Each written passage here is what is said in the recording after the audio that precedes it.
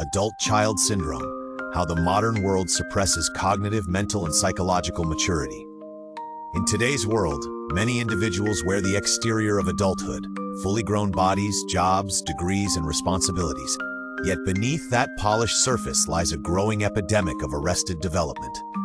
They may be called adults, but inside they function with the emotional volatility, entitlement, and impulsiveness of children. This paradox is what many now refer to as adult-child syndrome, a condition where people remain psychologically stuck in the mindset of adolescence or even infancy, despite their age. It's not a term you'll find in medical textbooks, but it's a social reality that's becoming impossible to ignore.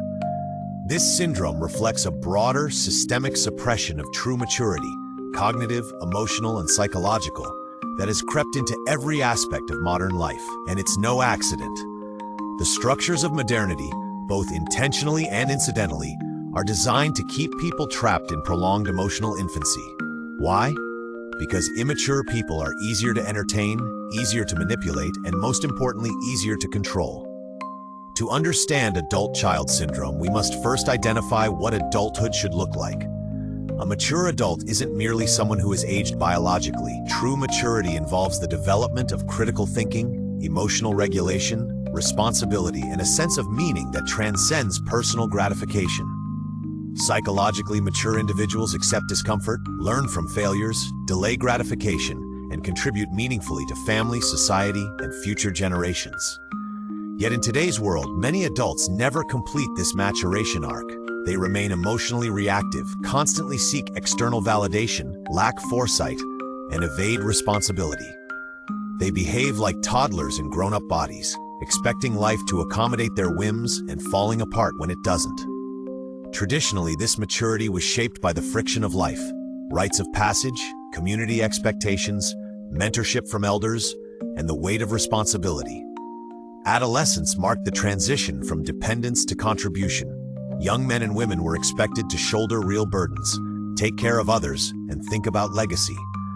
But this model has been disrupted. In modern societies, the natural arc of growth is broken. Instead of facing real-world challenges that refine character, young people are shielded from hardship, numbed by distractions, and fed ideologies that glorify victimhood over virtue. One of the most insidious ways modernity sabotages maturity is through the culture of instant gratification. Everywhere you turn, the message is the same: you deserve this now. Advertising doesn't encourage self-discipline, it encourages indulgence. Buy now, pay later. Treat yourself. The economy thrives on your inability to delay gratification. Technology reinforces this. Social media, fast food, dating apps, and streaming platforms are engineered to hijack your dopamine system. You don't need patience, perseverance, or sacrifice to feel pleasure anymore. Just a tap or swipe. In the past, achieving a goal required long-term planning and sustained effort. Today, the reward is immediate and the cost is invisible: your maturity. Another culprit is the overprotective, infantilizing environment many are raised in. Helicopter parenting, while often well-meaning, deprives children of the vital exposure to discomfort that builds resilience. A scraped knee, a failed test, or a lost game, these used to be valuable teachers. But now, children are bubble-wrapped and shielded from consequences. This continues into adulthood through cultural phenomena like trigger warnings, safe spaces, and emotional coddling. Universities, once places of intellectual challenge, now avoid discomfort at all costs. Fragility is not just tolerated, it's institutionalized. This creates a society of adults who are unable to cope with the real world, which is inherently unpredictable, difficult, and often unfair. Then there's the illusion of freedom modernity presents, an illusion that paralyzes more than it liberates. We are bombarded with a million trivial choices daily. What to wear, what to watch, how to identify, what to consume. The sheer volume of options overwhelms the average mind, leading to choice fatigue and a subtle erosion of decisiveness. Worse, modern narratives glorify freedom without accountability. You're told you can be anything, do anything, feel anything, but not that you'll be held accountable for what you choose. This breeds adults who want autonomy without consequence, like a child demanding to drive a car without knowing the rules of the road. Modern dependency systems deepen the problem. State paternalism and corporate infantilization reward passivity.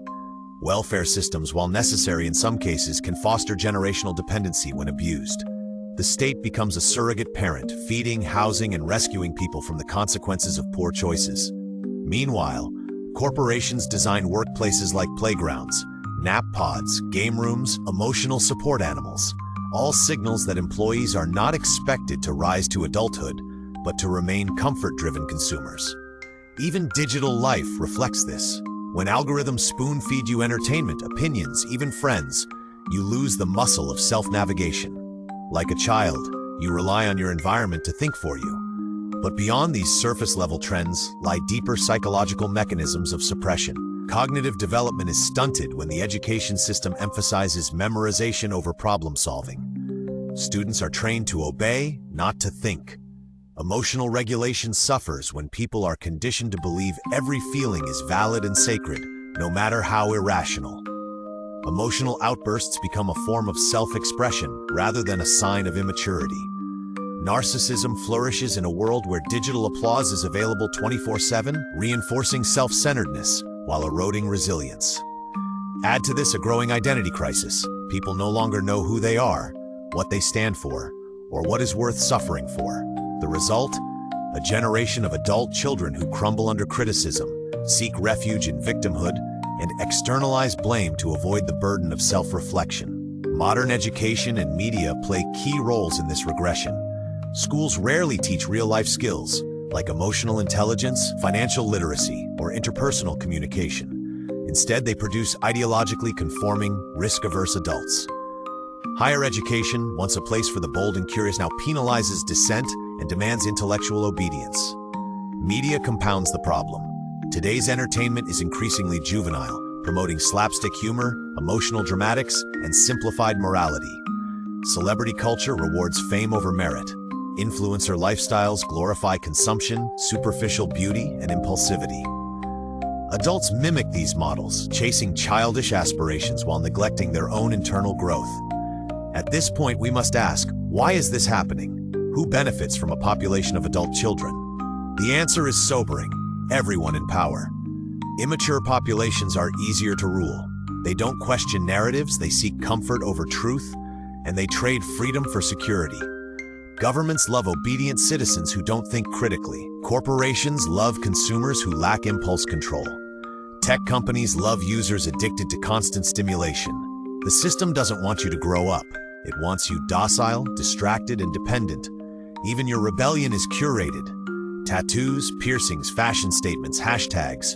These forms of self-expression are permitted because they pose no real threat. They're just colorful pacifiers in the mouth of a disempowered generation. But the consequences are dire. The psychological toll of arrested maturity is immense. Anxiety and depression skyrocket when people are not equipped to handle life's natural difficulties. Adults break down over minor setbacks because their inner resilience was never built. Relationships crumble because emotional immaturity creates poor communication, entitlement, and an inability to resolve conflict. Families disintegrate. Communities lose cohesion. Worst of all, perpetual dissatisfaction becomes the norm. Like children always wanting the next toy, adults are stuck in endless consumer cycles. New gadgets, new clothes, new partners. Never realizing the emptiness stems not from external lack, but internal stagnation. And on a societal level, leadership quality declines, institutions rot, and moral standards erode when those in power are emotionally unequipped to steward a civilization. Is there a way out? Yes, but it requires deliberate, often painful, deprogramming. The first step is embracing responsibility. Life is hard, and that's not a flaw. It's a feature. Struggle refines the soul. Accountability builds character. Excuses do the opposite. The second step is cultivating self-discipline. This means learning to delay gratification, whether through fasting, budgeting, or refraining from useless entertainment. It means doing hard things on purpose, because maturity isn't automatic, it's forged in friction.